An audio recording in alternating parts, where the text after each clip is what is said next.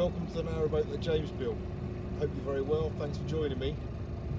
The reason I've come to the marina by boat this morning is because they said there's a parcel here for me, but it's rather heavy.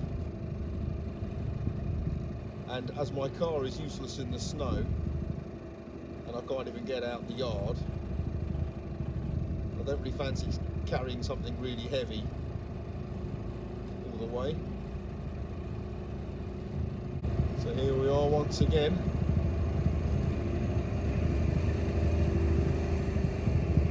Using the little dinghy. Alright.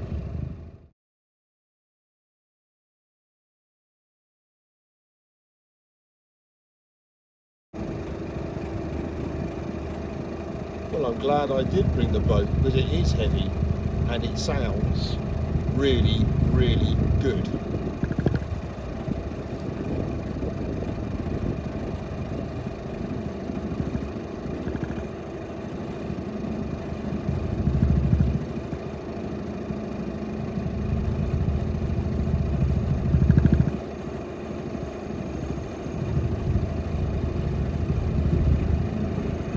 Homeward bound.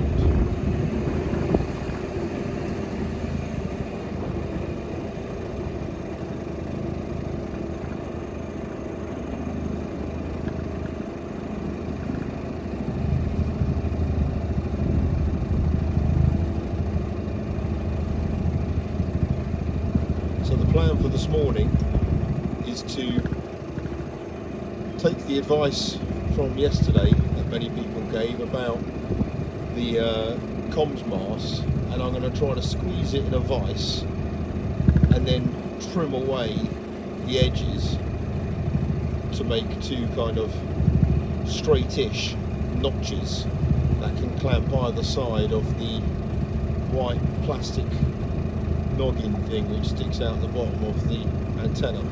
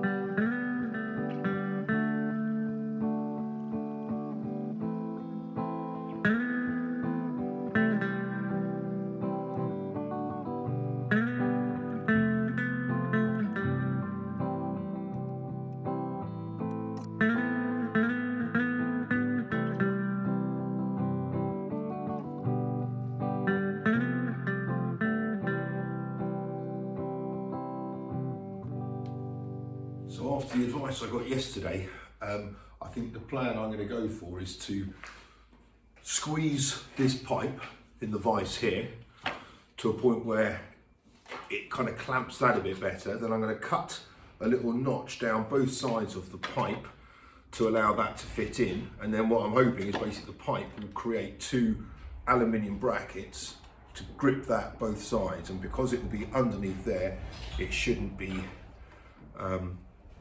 it should be all right with the water ingress.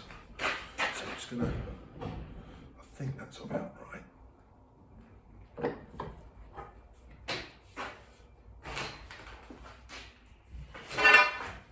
So I've managed to squeeze it to that now, which is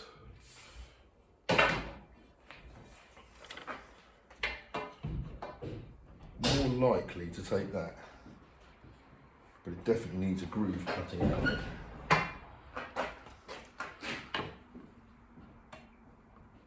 Okay, so let's do that. Right, so I've marked it out, and let's cut this and see if it works.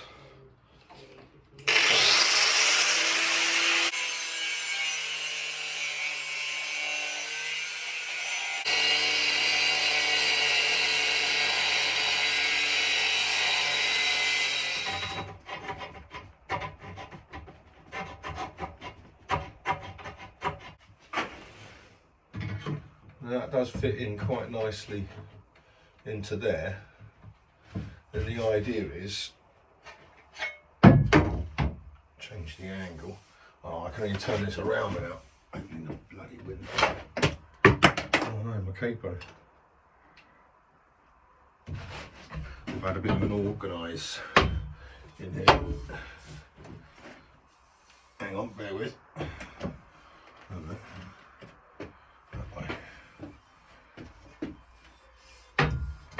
Oh my gosh. Oh, that's close. There we go. So there's the notch. So that goes into there. It slots in nicely. So I'll drill that through, and I think that'll be a bolt and a couple of washers on there. Okay, now I need to check out to see how much extra cable I need to get, because I think I am going to need an extension, because this is going to determine where it's mounted. Oh, there's still quite a bit coming in there. So if that's down the mast, give a bit to go through the roof, there's basically that much inside the boat to go to the router. So the mast can be placed this far away from the router. I was planning on having the router on a little shelf up here. One of the things I would like to get carry on with is getting these ceiling panels up.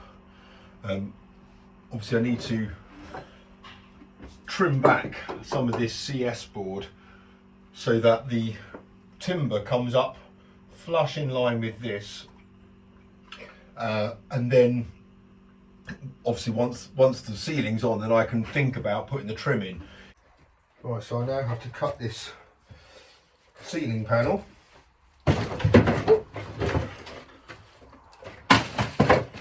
And John, I'm using one of your dad's blades here. What one do I need? Greenwood 101B. There we go.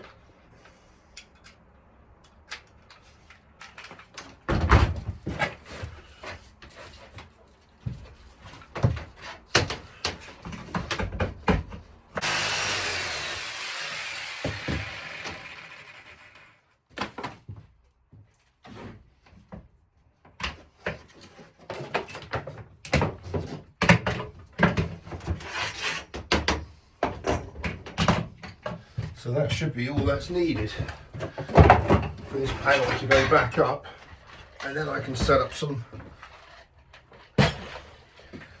lighting for dinner.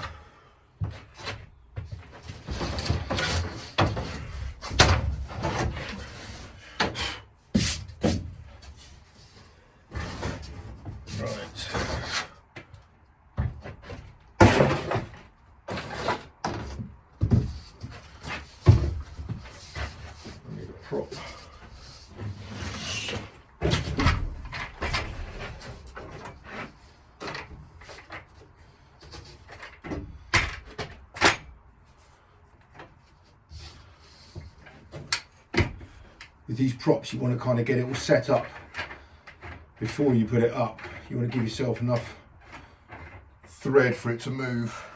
And the one to think about is the bottom one, because when that foot comes loose, it is well annoying. Okay. so I've got this right.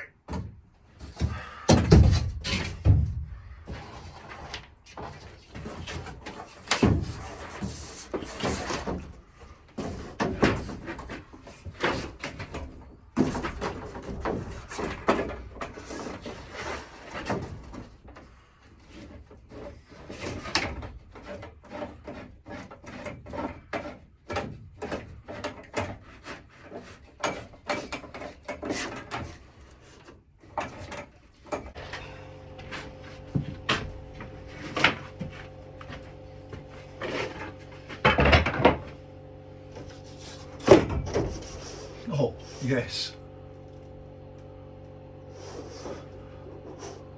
That's satisfying.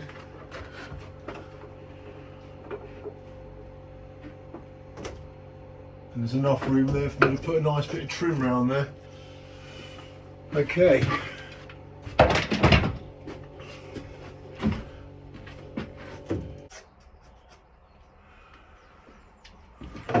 Brilliant.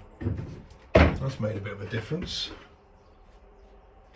Now I really want to get these lights in.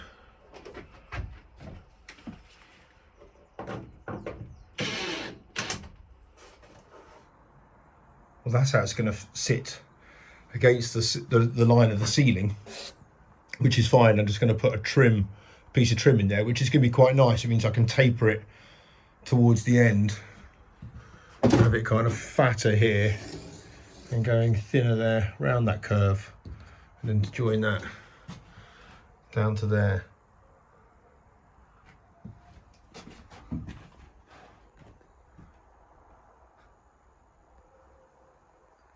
That's worked fine.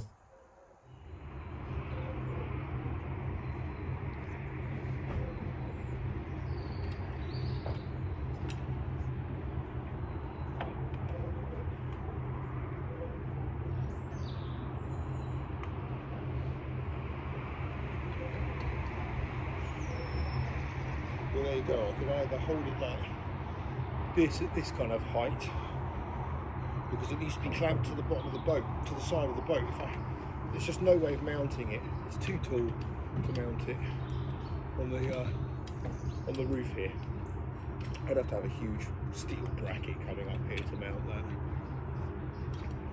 So I'm going to drill a hole through the roof here and then fix it onto the stern wall.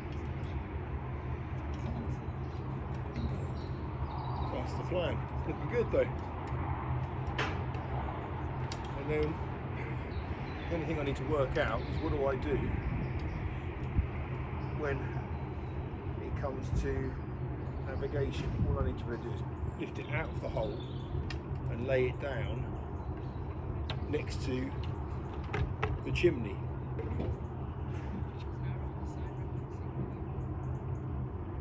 I guess that's going to be my only solution. Just to put it down that hole there. So I need like a base for it to sit in. And I guess it should be on that side, just kind of out of the view if it's there. So I can have it there, a bit more out of the way. Of course I can mount it to the side of the boat, but then it's on an angle like that. That looks a bit weird. Well, it's much better now the ceiling panel's up in here, I must say. Tomorrow I'm going to crack on and do the galley ceiling panels.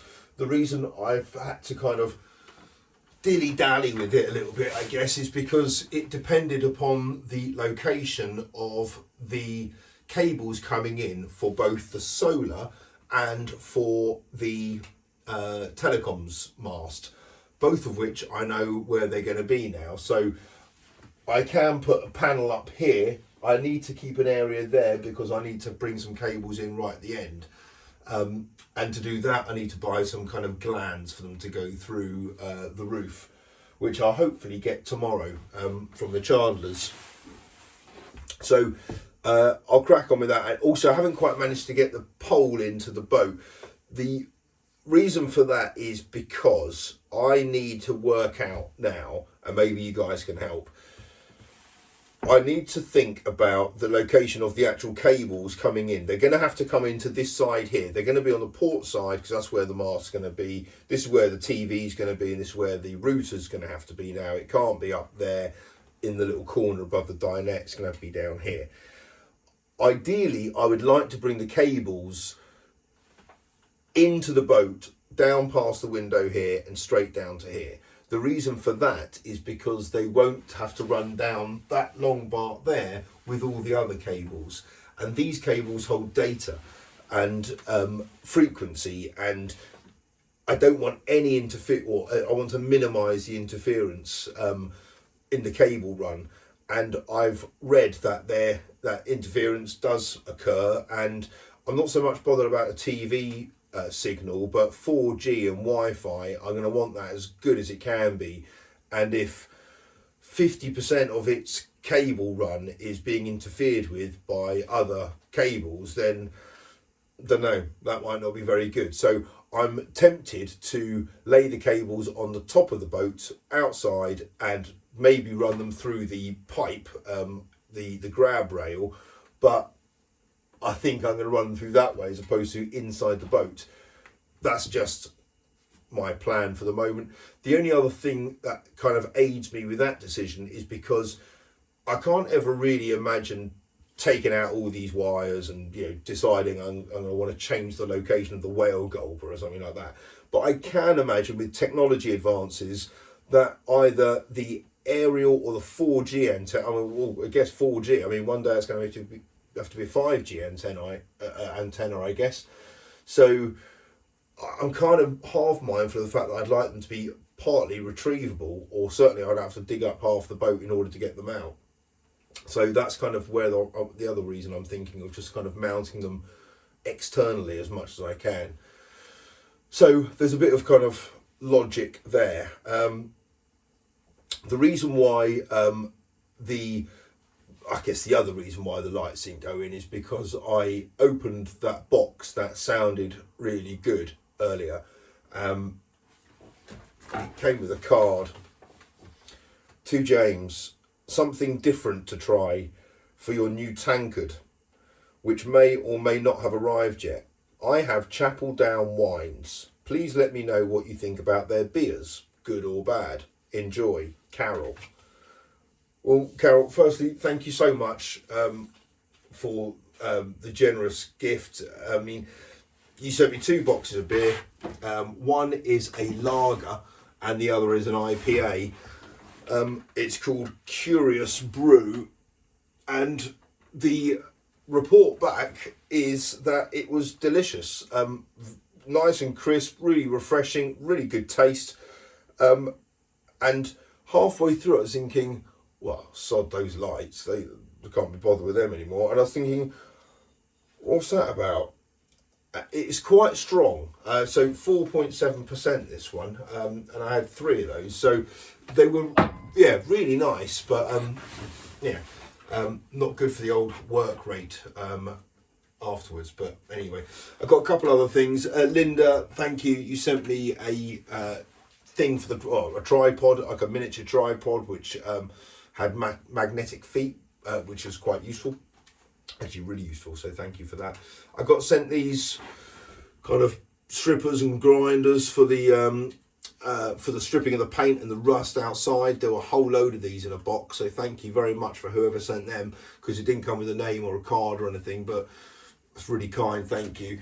Also, someone sent me another thing to clip my phone to a tripod. So I think tripod and phone clipping wise, I think I'm all set. So and hopefully it'll just enhance your viewing. Today the trip I did out in Paul's dinghy to go down to the marina seemed like a good idea at the time.